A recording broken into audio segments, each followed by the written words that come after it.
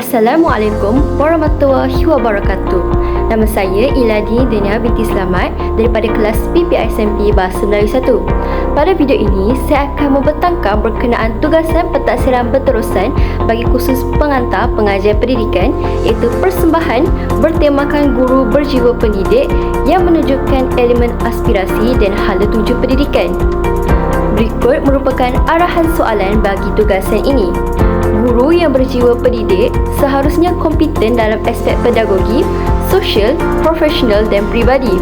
Guru-guru yang kompeten dalam semua aspek tersebut akan mendidik dengan pelbagai strategi pengajaran dan pemudahcaraan PDPC, memberi tunjuk ajar dengan sentuhan kasih sayang, bertindak dengan penuh tanggungjawab dan menjadi suri teladan semata-mata menjadikan pelajarnya insan yang unggul. Berdasarkan rancangan video di atas, huraikan satu persembahan secara digital bertemakan guru berjiwa pendidik yang menunjukkan elemen aspirasi dan hala tuju pendidikan. Sebelum kita menjurus kepada pembentangan dalam video ini, ayolah kita menghayati dan memberikan pengamatan terlebih dahulu kepada rancangan video tersebut. Sebenarnya cikgu bukan setakat mengajar. Jiwa pendidik itu kena dijiwai. Jiwa pendidik itu adalah seorang ibu mendidik anak.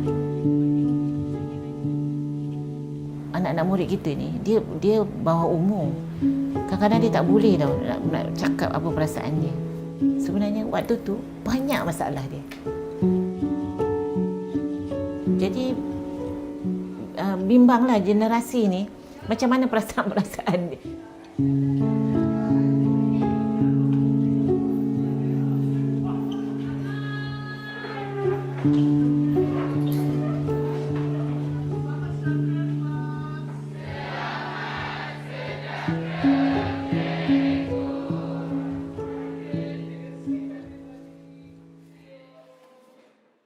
Seterusnya, kita akan beralih kepada subtopik yang akan terkandung dalam pembentangan ini. Pertama ialah aspirasi dan hala tuju pendidikan yang terdiri daripada definisi, standard kualiti pendidikan Malaysia dan 5 aspirasi sistem pendidikan negara. Kedua ialah guru berjiwa pendidik yang terdiri daripada sasya guru cemerlang dan juga ciri-ciri sasya guru cemerlang. Akhir sekali ialah rumusan yang akan merungkaikan guru berjiwa pendidik yang menunjukkan elemen-elemen yang terkandung dalam subtopik aspirasi dan hala tuju pendidikan ini. Kita akan beralih kepada subtopik pertama pembentangan ini. Sebelum itu, apa itu aspirasi dan hala tuju pendidikan? Aspirasi dalam konteks pendidikan merujuk kepada keinginan yang kuat untuk mencapai sesuatu atau cita-cita. Dalam hal ini, aspirasi berkaitan dengan tujuan dan harapan yang ingin dicapai oleh individu, masyarakat atau sistem pendidikan. Aspirasi membentuk pandangan jauh ke hadapan dan memberi arah kepada usaha dan perancangan. Hala tuju pendidikan pula merujuk kepada arah dan matlamat yang ditetapkan oleh sistem pendidikan. Ia melibatkan strategi, dasar dan tindakan yang diambil untuk mencapai kecemerlangan dalam pendidikan. Hala tuju pendidikan membentuk landasan bagi pembangunan kurikulum, pengurusan sekolah dan peningkatan kualiti pendidikan secara keseluruhan. Antara komponen yang terdapat dalam aspirasi dan hala tuju pendidikan ini ialah Standard Kualiti Pendidikan Malaysia yang terdiri daripada 2 jenis, iaitu Standard Kualiti Pendidikan Malaysia 2010 dan Standard Kualiti Pendidikan Malaysia gelombang kedua. Standard Kualiti Pendidikan Malaysia SKPM secara umumnya merupakan panduan dalam mengurus operasi oleh guru dan pemimpin sekolah ke arah yang berkualiti. Hal ini kerana kemenjadian murid bertaraf dunia dapat dibentuk melalui kualiti sesuatu pendidikan dalam memacu pendidikan yang bersifat global dalam abad ke-21. Pertama, Standard Kualiti Pendidikan Malaysia 2010. Standard Kualiti Pendidikan Malaysia 2010 ialah berkenaan Jemaah Nazir dan Jaminan Kualiti Kementerian Pendidikan Malaysia telah mengambil inisiatif menggubal satu standard kualiti pendidikan bagi memastikan taraf pengurusan dan pengajaran yang memuaskan dapat diwujudkan dan dikekalkan di institusi pendidikan yang turut diperkenalkan sebagai kesinambungan kepada SKPM Sekolah 2003. SKPM iaitu Standard Kualiti Pendidikan Malaysia 2010 merupakan satu instrumen penilaian yang mengukur kualiti pendidikan dengan jelas dan komprehensif secara berterusan ke arah pencapaian yang memberi impak kepada kemenjadian murid. Aspek-aspek yang terkandung dalam Standard Kualiti Pendidikan Malaysia 2010 terdiri daripada 4. Pertama ialah Standard Kepimpinan dan Hala Tuju. Standard Kepimpinan dan Hala Tuju merupakan kepimpinan sekolah berperanan sebagai pemimpin, berimpak tinggi dan berupaya menggembleng dan menggerakkan warga sekolah supaya bersepadu untuk memajukan sekolah dan meningkatkan kualiti pembelajaran dan pengajaran. Standard kedua berkenaan pengurusan organisasi, di mana organisasi sekolah diuruskan dengan mengambil kira potensi dan keperluan staf, kemudahan sumber dalaman dan memanfaatkan sumber luaran supaya sekolah dapat berfungsi dengan cekap dan berkesan. Standard ketiga iaitu pengurusan kurikulum, ko-kurikulum dan sukan dan hal ehwal murid. Bidang kurikulum, ko-kurikulum dan sukan dan hal ehwal murid diurus dengan cekap dan berkesan bagi memastikan sekolah berfungsi sebagai institusi pembelajaran dalam melahirkan murid yang seimbang dari segi intelek, rohani, emosi dan jasmani. Dan akhir sekali, standard keempat iaitu berkenaan pengajaran dan pembelajaran. Guru merancang dan melaksanakan proses PDP iaitu pembelajaran dan pengajaran yang berkualiti tinggi dan bersungguh-sungguh untuk memperkembangkan potensi dan pencapaian murid pada tahap optimum secara berkesan. Kedua, akan beralih pula kepada Standard Kualiti Pendidikan Malaysia gelombang kedua. Standard Kualiti Pendidikan Malaysia gelombang kedua ini terjadi kerana SKPM telah ditambah baik selaras dengan pelaksanaan Pelan Pembangunan Pendidikan Malaysia 2013-2025. Hal ini bagi meningkatkan keberkesanan pengurusan dan pengajaran. SKPM mula ditambah baik pada tahun 2017 dan dikenali sebagai Standard Kualiti Pendidikan Malaysia gelombang kedua. SKPMG 2 berorientasikan tindakan, mementingkan kualiti pendidikan dan berasaskan evidence. Terdapat 5 standard yang difokuskan iaitu standard pertama, kepimpinan, standard kedua, pengurusan organisasi, standard ketiga, pengurusan kurikulum, ko-kurikulum dan hal ehwal murid, standard keempat, pembelajaran dan pemudahcaraan PDPC dan akhir sekali standard kelima iaitu kemenjadian murid. Namun demikian, pembentangan ini akan berfokuskan kepada standard yang keempat sahaja iaitu berkenaan pembelajaran dan pemudahcaraan. Standard pembelajaran dan pemudahcaraan ini terdiri daripada 6 aspeknya iaitu aspek pertama, guru sebagai perancang, aspek kedua, guru sebagai pengawal, aspek ketiga, guru sebagai pembimbing, aspek keempat, guru sebagai pendorong, aspek kelima, guru sebagai penilai dan akhir sekali, aspek keenam, murid sebagai pembelajar aktif. Kita akan menyelami kepada satu-satu aspek tersebut. Pertama ialah guru sebagai perancang. Guru bertindak sebagai perancang untuk memastikan kesediaan dan persediaan yang rapi dalam melaksanakan pembelajaran dan pemudahcaraan PDPC. Oleh demikian, guru perlulah profesional dan sistematik dalam merancang dan melaksanakan PDPC iaitu pembelajaran dan pemudahcaraan ini. Misalnya, menyediakan rancangan pembelajaran harian, menentukan kaedah pentaksiran, menyediakan sumber pendidikan, meletakkan bilik atau ruang sebagai tempat pembelajaran secara spesifik mengikut keupayaan murid, peruntukan masa dan arahan yang berkuat kuasa. Seterusnya ialah berkenaan aspek kedua iaitu guru sebagai pengawal. Guru bertindak sebagai pengawal pelaksanaan bagi pengajaran dan pemudahcaraan untuk memastikan kelancaran proses pembelajaran tersebut mengikut perancangannya. Spesifiknya di sini, guru mengawal suasana pembelajaran secara profesional dan terancang dengan mengawasi komunikasi dan perlakuan murid, menyusun atur kedudukan murid dan mewujudkan persekitaran pembelajaran yang menyeronokkan secara berhemah, mengikut kesesuaian dan keperluan secara menyeluruh dan berterusan. Seterusnya ialah aspek ketiga berkenaan guru sebagai pembimbing. Guru bertindak sebagai pembimbing untuk membolehkan murid menguasai pengetahuan, kemahiran dan mengamalkan nilai berdasarkan objektif pelajaran.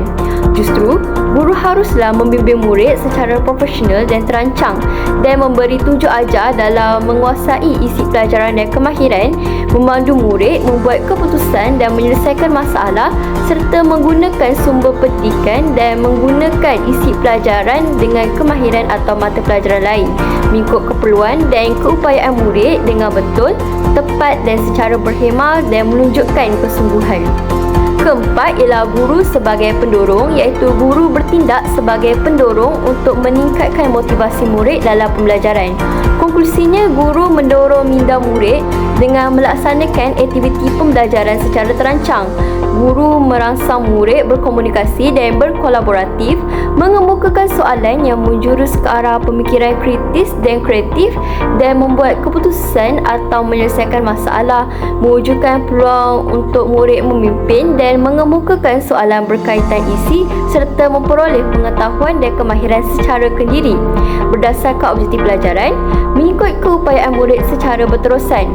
Daripada sudut perspektif yang lain, guru juga dapat mendorong emosi murid melalui pujian galakan, penghargaan dan keyakinan serta prihatin terhadap keperluan murid secara berhemah, menyeluruh dan berterusan. Seterusnya yang kelima berkenaan guru sebagai penilai. Guru berperanan sebagai penilai untuk mengesan tahap penguasaan murid.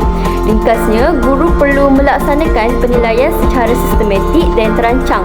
Contohnya dengan menggunakan pelbagai kaedah pentaksiran, menjalankan aktiviti pemulihan dan pengawasan, membuat refleksi iaitu membuat renungan serta menyemak hasil kerja murid.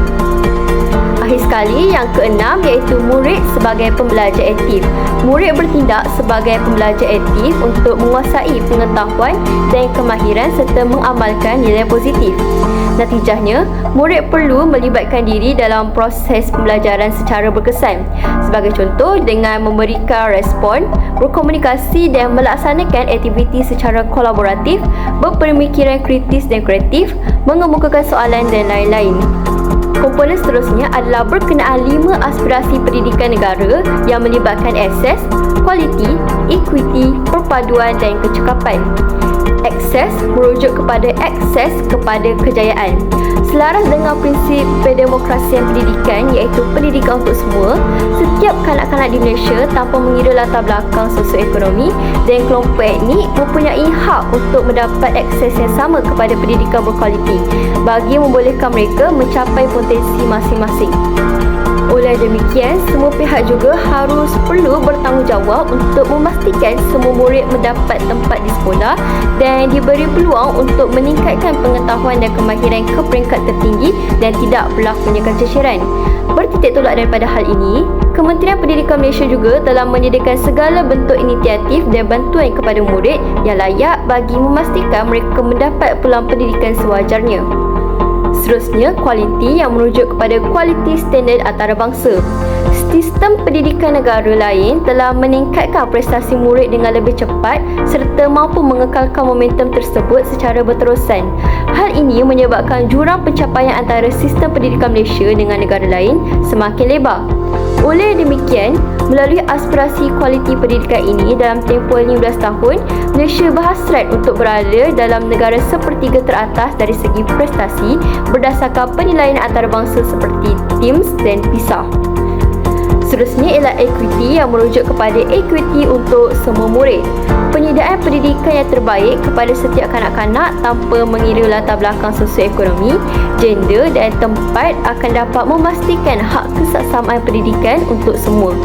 Hal ini dikatakan demikian kerana antara 3 aspek yang dikenal pasti sebagai penyebab kepada kewujudan jurang equity ini ialah pencapaian pendidikan tertinggi ibu bapa, purata pendapatan isi rumah bagi negeri dan peratusan murid menerima bantuan asas kewangan melalui kumpulan wang amanah pelajar miskin iaitu KUAM.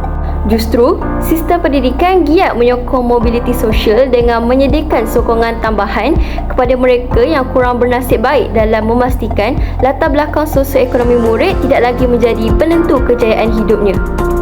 Pada masa yang sama, sistem pendidikan juga akan menyediakan akses kepada laluan alternatif yang menarik seperti vocational untuk menyediakan peluang kepada murid yang mempunyai pelbagai minat dan kebolehan dalam mengembangkan bakat mereka. Sekaligus, murid akan memiliki pembelajaran yang kaya dalam apa jua bidang dan cara supaya mereka boleh berjaya dalam kehidupan. Selain itu ialah memupuk yang merujuk pada aspirasi memupuk perpaduan dalam kalangan murid. Memupuk perpaduan negara merupakan aspirasi utama negara Malaysia sejak merdeka.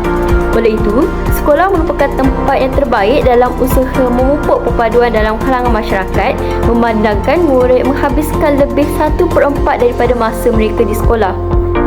Intihannya, murid berpeluang belajar memahami, menerima dan menghayati kepelbagaian melalui interaksi dengan individu dari pelbagai latar belakang sosioekonomi, agama dan etnik melalui pendidikan.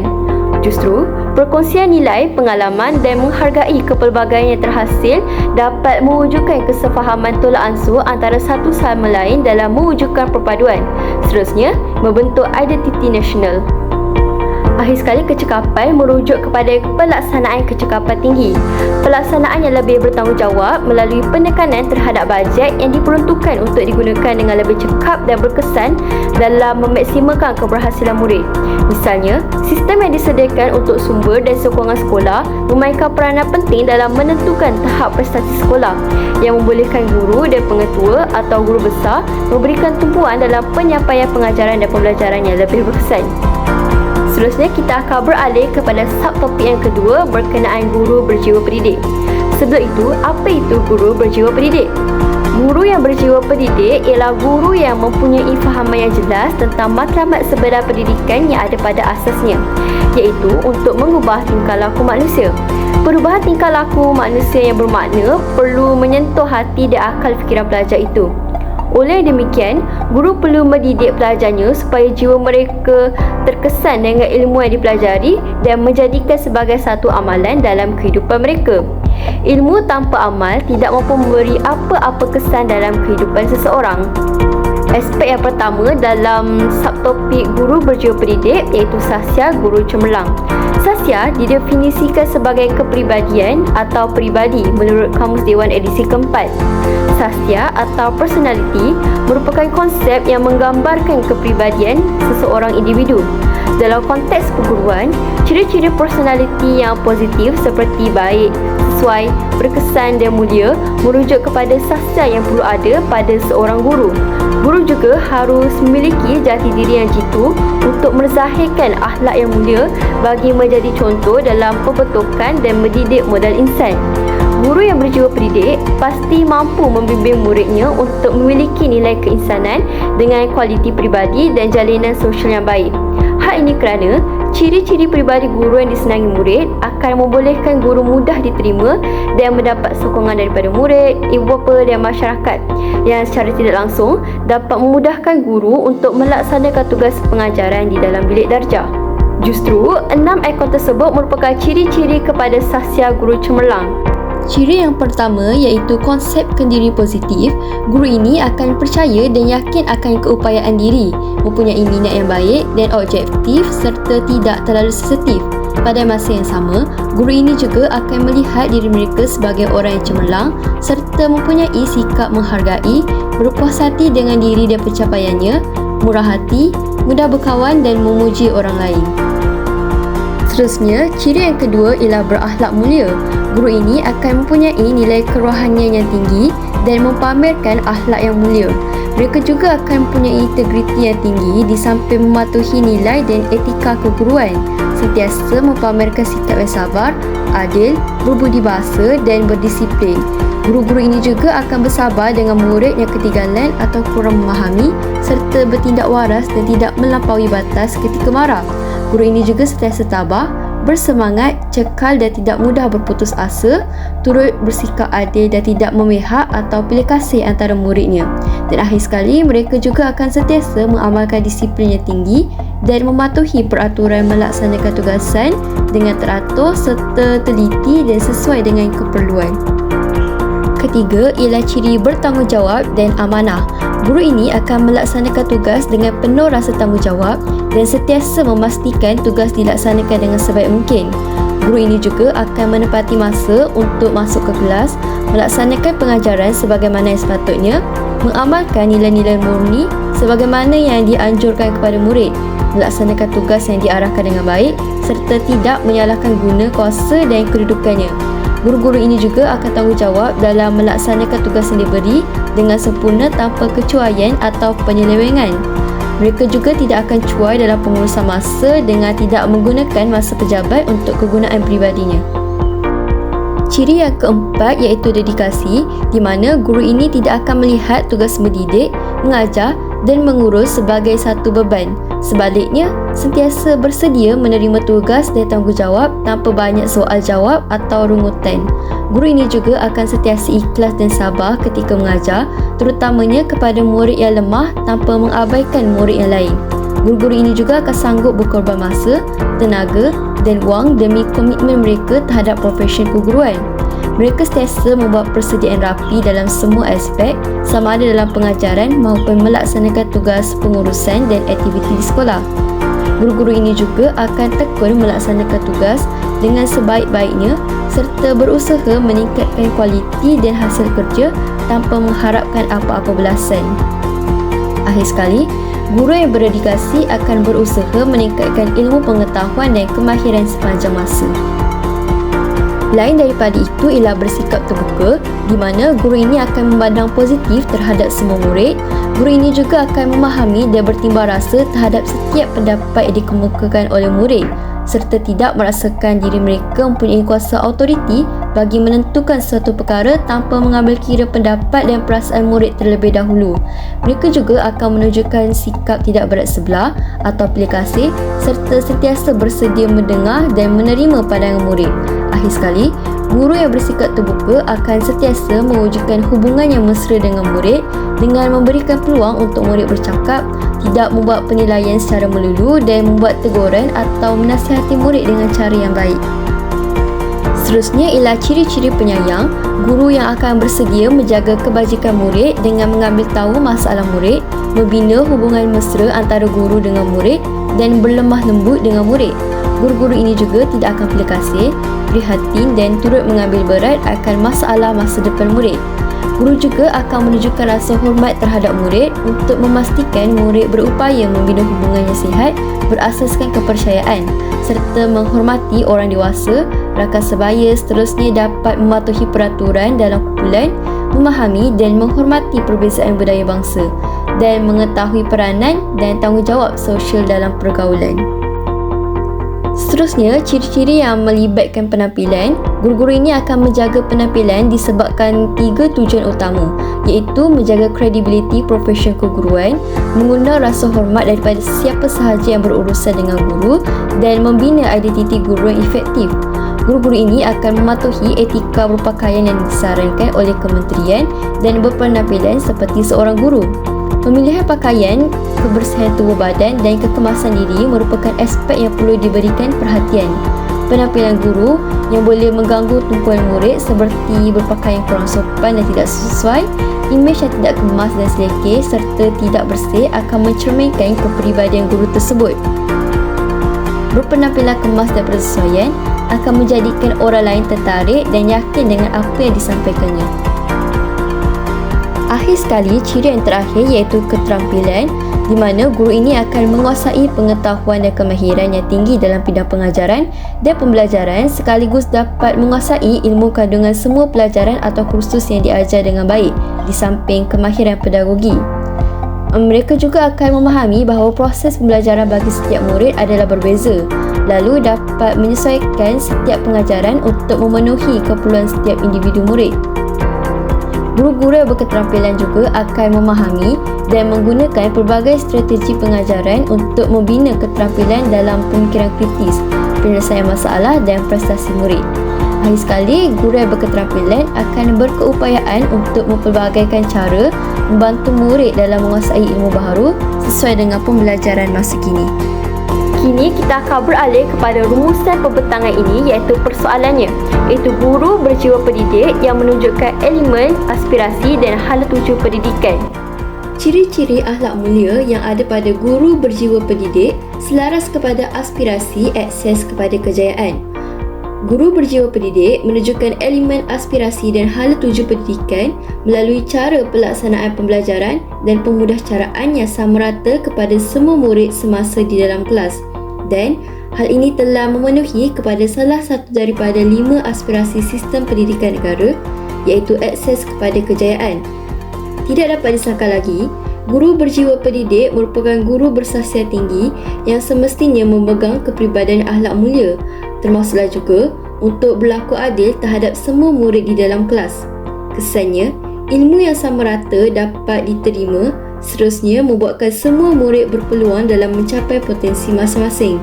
Secara tidak langsung, corak pembelajaran guru berjiwa pendidik ini juga telah selaras dengan pendemokrasian pendidikan, iaitu pendidikan untuk semua. Kedua, ciri-ciri dedikasi yang ada pada guru berjiwa pendidik juga selaras kepada aspirasi kualiti standard antarabangsa. Guru berjiwa pendidik menunjukkan elemen aspirasi dan hala tuju pendidikan melalui kesungguhan dedikasinya dalam mengusahakan proses pembelajaran dan pemudahcaraan yang lebih efektif demi kefahaman dan penghayatan murid. Hal ini dapat dilihat melalui definisi umum guru berjiwa pendidik bahawa guru berjiwa pendidik perlu mendidik pelajarnya supaya jiwa mereka terkesan dengan ilmu yang dipelajari. Tidak hanya terkesan dengan ilmu sahaja, kesungguhan yang diberikan oleh guru juga cukup membuatkan murid termotivasi dan minat terhadap apa yang dipelajarinya. Kesannya, pemerolehan murid yang baik semasa di dalam kelas akan membuatkan mereka mampu untuk berdaya saing semasa menjawab peperiksaan, sekaligus membawa hingga ke peperiksaan peringkat antarabangsa yang sama sekali selaras dengan aspirasi sistem pendidikan negara iaitu kualiti standard antarabangsa. Ketiga, ciri-ciri keterampilan yang ada pada guru berjiwa pendidik juga selaras kepada aspirasi equity untuk semua murid. Guru berjiwa pendidik menunjukkan elemen aspirasi dan hala tuju pendidikan melalui kebolehan dan kemahirannya dalam sesuatu bidang bagi memenuhi tenaga pengajar di dalam laluan alternatif Kementerian Pendidikan Malaysia. Misalnya, laluan seperti pendidikan vokasional yang semestinya memerlukan guru atau tenaga pengajar yang memiliki keterampilan khas. Laluan alternatif ini diwujudkan untuk menyediakan pelbagai peluang kepada murid yang mempunyai pelbagai minat dan kebolehan bagi mengembangkan bakat mereka dan sekaligus corak dan bentuk pembelajaran Malaysia adalah lebih bervariasi dan tidak berfokuskan kepada akademik semata-mata. Hal ini bagi memastikan mereka semua boleh berjaya dalam kehidupan menerusi apa-apa bidang sekalipun. Secara tidak langsung, guru yang memiliki keterampilan ini telah membantu negara memacu ke arah salah satu daripada aspirasi sistem pendidikan negara, iaitu equity untuk semua murid. Ciri-ciri tanggungjawab yang ada pada guru berjiwa pendidik selaras kepada aspirasi memupuk perpaduan dalam kalangan murid. Guru berjiwa pendidik menunjukkan elemen aspirasi dan hala tuju pendidikan melalui kefahaman dan penghayatannya terhadap bidang tugasnya, termasuklah juga falsafah pendidikan negara. Oleh demikian, guru berjiwa pendidik akan rasa bertanggungjawab dan amanah dalam pembelajaran dan pengajarannya untuk lebih menekankan kepada interaksi antara kaum. Hal ini dikatakan demikian kerana sekolah merupakan tempat yang terbaik dalam usaha memupuk perpaduan dalam kalangan masyarakat, kerana murid menghabiskan masa lebih lama di sekolah. Melalui interaksi yang ditekankan ini, murid akan berpeluang untuk belajar memahami, menerima dan menghargai kepelbagaian. Jelaslah bahawa ciri-ciri daripada guru berjiwa pendidik dapat membina sebuah suasana pembelajaran yang sememangnya selaras kepada aspirasi pendidikan negara, iaitu memupuk perpaduan antara kaum. Jelaslah bahawa ciri-ciri yang ada pada sanubari guru berjiwa pendidik sememangnya selaras dan berhubung kait dengan aspirasi yang ada pada hala tuju pendidikan negara.